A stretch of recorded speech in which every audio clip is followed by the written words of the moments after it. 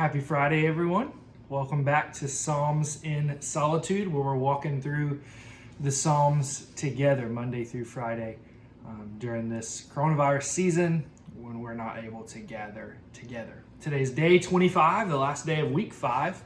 That brings us to Psalm 25. I love this. I think that you guys are going to love it. Psalm 25 brings us back to the calls for help from the Lord that we saw in some of the earlier Psalms in previous weeks. But I want you to notice as we read, one of the things I like about the Psalm so much is that it's a little different than those in that it's less dramatic. David is distressed, clearly. He's in the middle of affliction, clearly. But he doesn't seem at his wit's end like he did in some of the other ones. There's a calm dependence here. Seems to have more resolve, even in the beginning of the psalm when everything seems to be going wrong.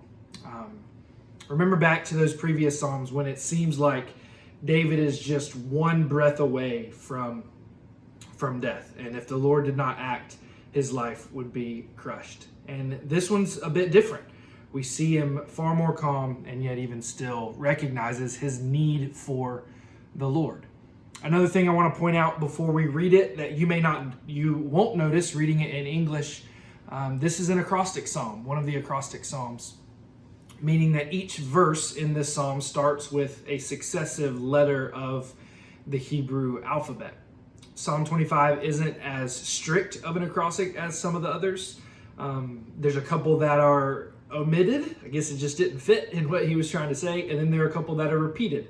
And so it's not strict, but it is still very, very clearly, purposefully a acrostic psalm. And probably the most likely reason this was happened was for poetry reasons, just to make it more beautiful. But also, as we see, I think it was done as a kind of a mnemonic device to help people remember the psalm, to help them be able to more easily memorize this prayer to the Lord so that they can pray it in times of affliction. So let's read Psalm 25 together and then we'll point out a few things. So Psalm 25 of David. Lord, I appeal to you. My God, I trust in you. Do not let me be disgraced. Do not let my enemies gloat over me. No one who waits for you will be disgraced. Those who act treacherously without cause will be disgraced. Make your ways known to me, Lord. Teach me your paths. Guide me in your truth and teach me, for you are the God of my salvation. I wait for you all day long. Remember, Lord, your compassion and your faithful love, for they have existed from antiquity. Do not remember the sins of my youth or my acts of rebellion. In keeping with your faithful love, remember me. Because of your goodness, Lord. The Lord is good and upright. Therefore, he shows sinners the way. He leads the humble in what is right and teaches them his way. All the Lord's ways show faithful love and truth to those who keep his covenant and decrees. Lord, for the sake of your name, forgive my iniquity, for it is immense. Who is this person who fears the Lord? He will show him the way he should choose. He will live a good life, and his descendants will inherit the land. The secret counsel of the Lord is for those who fear him, and he reveals his covenant to them. My eyes are always on the Lord, for he will pull my feet out of the net. Turn to me and be gracious to me, for I am alone and afflicted. The distresses of my heart increase. Bring me out of my sufferings. Consider my affliction and trouble, and forgive my sins. Consider my enemies, they are numerous, and they hate me violently. Guard me and rescue me. Do not let me be put to shame, for I take refuge in you.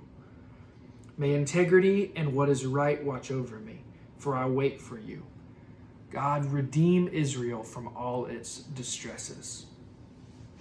So looking at this psalm, there's not really a clear thought structure to this psalm outside of the acrostic that we already mentioned. At least not one that I could pick out, but I do think pretty clearly you notice 4 themes, and they come up throughout the psalm. First, David's enemies are a theme that we see. We see a theme of David's own guilt that he recognizes. We see his need for guidance from the Lord, probably most clearly. And then first and last, we see his trust in the Lord in the midst of all of these things. So I want to kind of point those out quickly.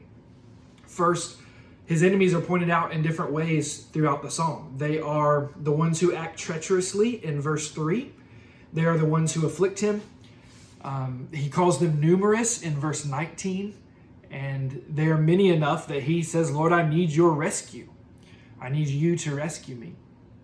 At the end, the enemies aren't the highlight of the psalm, but it's important for us to know that they are there in light of the other things that David is talking about.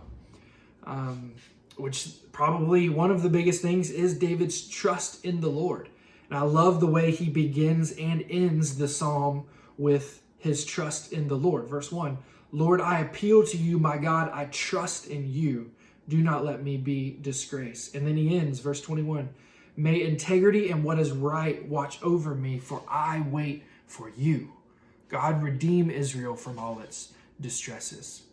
David points out his trust in the Lord in the face of his enemies.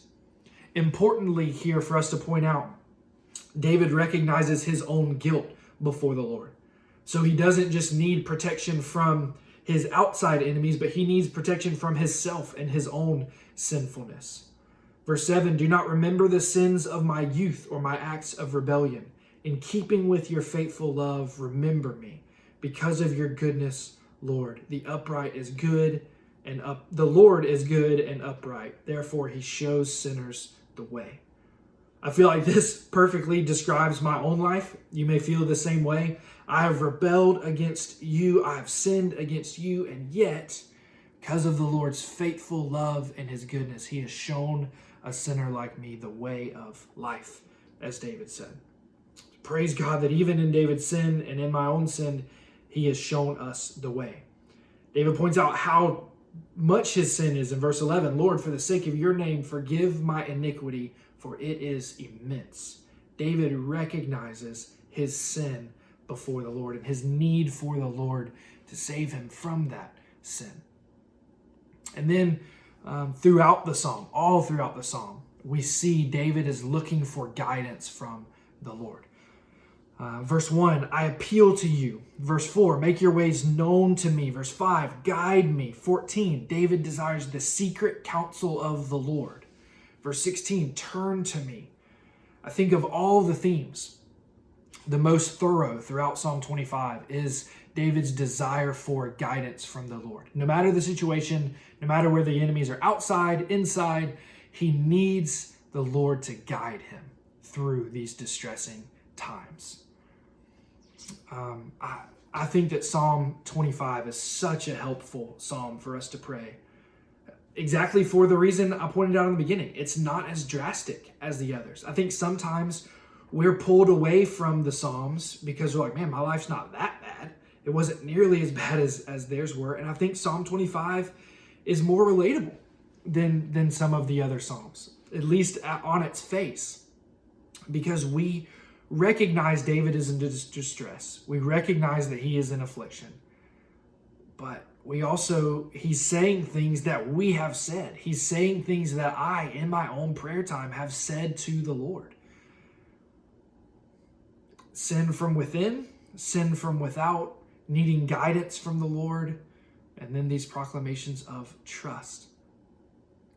And then also, I think one thing we have to pull out of Psalm 25 is that acrostic that we can't see in our own language. David wrote this purposefully, I think, so that anyone who knew the Hebrew alphabet, no matter how young that was, this was a song that they could memorize. It was a song that they could remember. It's something that they could pray in their own affliction. And so thinking about that, we might not know Hebrew, we may not be able to remember it as easily as they can, but surely, since we carry Psalm 25 in our pockets all day, every day, surely with that in mind, we can use this prayer to the Lord in the midst of our own affliction. To pray, to proclaim that we trust the Lord, to point out our enemies to the Lord, to point out our own sin to the Lord, but then also to ask, plead with the Lord for guidance in the midst of our affliction. Psalm 25 is a model prayer for a healthy prayer life. I commend it to you, and I pray that it will be helpful as you seek the face of the Lord. I'll see you guys next week.